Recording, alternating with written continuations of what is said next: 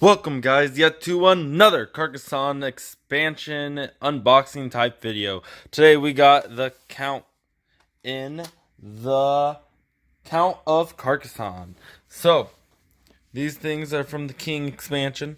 And the King, the Count of Carcassonne, and the cultists are all in expansion number 6.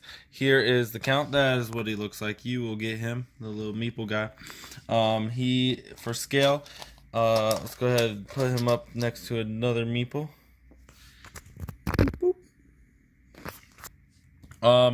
Here we got 2 tile pieces of 6 tiles each, making up a huge 12 tile city of Carcassonne. So what we got here is you flip it upside down, and this is the help side, or you could play on this side if you haven't memorized the how many quadrants are there? 4? The 4 quadrants. So let me set up a scenario and I'll show you how to use this expansion. At the start of the game, you put the Count in Carcassonne anywhere you want because he's going to move around before he matters. To play this expansion, in order to get followers into here, you have to complete someone else's anything. So here we have the red player's turn. He is placing this right here, which completes green's city. Green scores.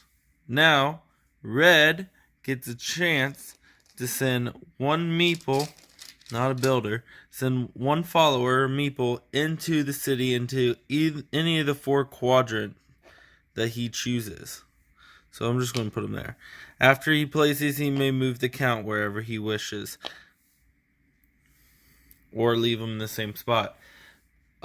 This big tile right here replaces the starting tile. You can use the river expansion if you want, but they suggest starting it like here and build down or just away from the city because going around it is a little hard. So anyways, as the game progresses, people may have more. Oh my goodness, I keep grabbing not normal meeple.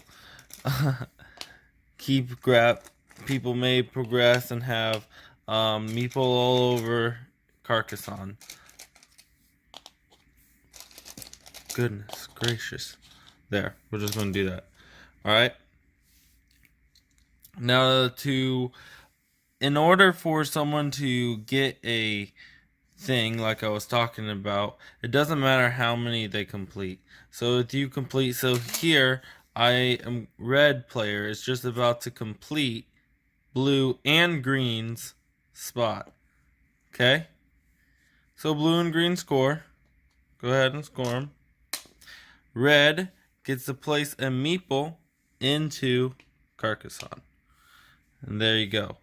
That's how, it doesn't matter how many you score, how many people you help. It's just as long as you complete someone else's and you do not complete one of your own. That's the only thing. If you use your builder and completed someone else's thing on your second placement, you can do it again. Anyways, I'll have rules in the description for more specifics. We're just going over the overview. So basically, whenever you put someone in here, you put the Count in whatever quadrant you want. Let's say someone is just about to complete something. So we'll say this monastery, okay? So someone's just about to complete this monastery here. I gotcha. Red is just about to complete this monastery. Boom. It's completed. Now, before he scores, people are allowed to, from the monastery, take their meeple, going one at a time. Whoever placed the last tile goes last. You go in a circle. So let's just throw different colors in here for a second. Okay, so red placed the last tile. So now it's blue's turn. Blue can place 0 to all his meeple on the monastery, trying to take control of the monastery before it actually scores. Then green gets to go and put between 0 and 1 on here. So he saw that blue and red have 1 each, sharing. He wants to steal because he's mean. So now he's winning. But now red, since he placed the last tile, gets to put as many as he wants. So he's going to put 2 of his on here, so that way he can gain control once again of his monastery. Now, red has control because he has most people on this monastery. So now all meeples, all followers return back to their teams, and whoever had control, majority, wins. When you move the count around, let's say that happened, and there was no followers here, then you don't have to worry about it. Or let's say let's put all the people back, and we just scored. If the count's in that quadrant, then you can't do it because the count blocks all meeple from leaving Carcassonne. All meeple in that quadrant. Now if the road's finished, you can still do it. See, this one's road. So if the road's finished, you can do what we just did. This one's city. The city's finished. You can try to take control. Over here is farmers. At the very, very, very end of the game, you can take your farmers and put them on land.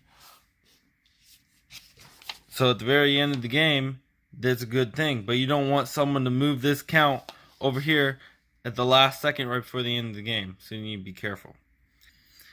So yeah, it's a little risk. Maybe you might have to help someone out just because you have a lot of farmers here getting ready to be played. This expansion is really cool because it helps. It's a higher scoring game because people are helping people score. So that way you can put people in here and steal their majority later of someone else's thing. So it's kind of cool. There'll be a link in the description for a full set of rules, and you can read it all on there and stuff. So anyways, thank you for watching, and as always, God bless. Now let's watch another Carcassonne video.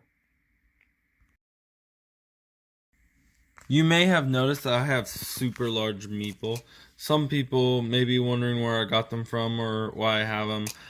I don't like the big meeple that come in inns and cathedrals. Instead, I would prefer to use these guys because they're obviously way easier to identify than the other ones that comes with inns and cathedrals. Anyways, so I got these on Game Crafters, so I just thought they were cool, so I just picked them up.